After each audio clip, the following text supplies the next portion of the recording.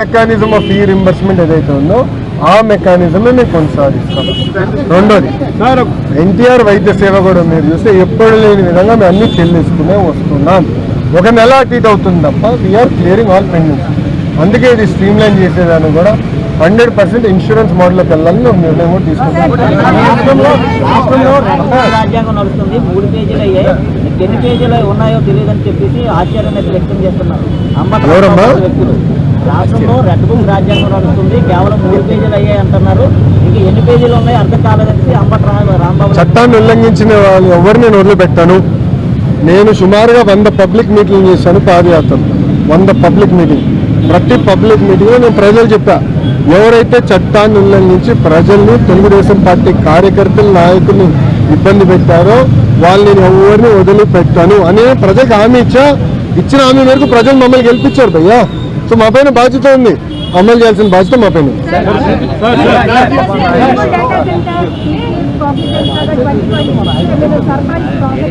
100% ఉంటాయి, 100% ఉంటాయి అమ్మా. నేను చెప్తున్నాను, our vision is very clear. ఆర్థిక రాజధాని Visakhapatnam. There is no ambiguity. నాడు నేడు ఎప్పుడు అదే నినాదం పైన మేము అందరం కట్టుబడి ఉన్నాం, నిలబడి ఉన్నాం. అందుకే పెద్ద ఎత్తున పెట్టుబడులు ఇక్కడికి వస్తున్నాయి. మీరు ఒకసారి గమనించండి. One second.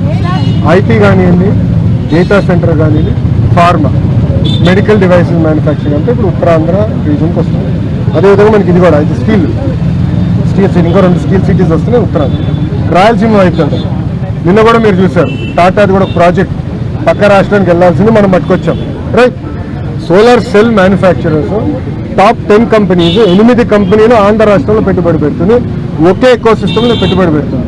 నేను ఇది ఎందుకు చెప్తున్నానంటే, క్లస్టర్ బేస్డ్ డెవలప్మెంట్ అనేది మా నినాదం. క్లస్టర్ బేస్డ్ డెవలప్మెంట్ ఉంటేనే ఈ క్లస్టర్స్ సర్వైవ్ అవుతాయి, థ్రైవ్ అవుతాయి.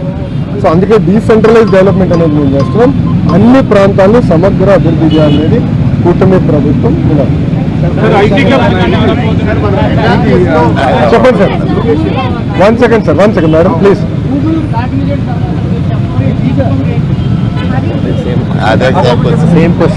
Coming soon. సర్ప్రైజ్ ఇస్తాం సార్. మీరు నాకన్ స్పీడ్ లో ఉన్నారు. అరే 5 సంవత్సరాలు ఏం తీసుకురావాలో అడిగారు. 6 నిమిషాలు కష్టపడి మేము పరిగెత్తే వాళ్ళు ఎప్పుడు నడిపి చేస్తాం sir. No see but we are very serious. ఇప్పుడు ఒక మాట అండి, ఎప్పుడు రాని విధంగా విశాఖ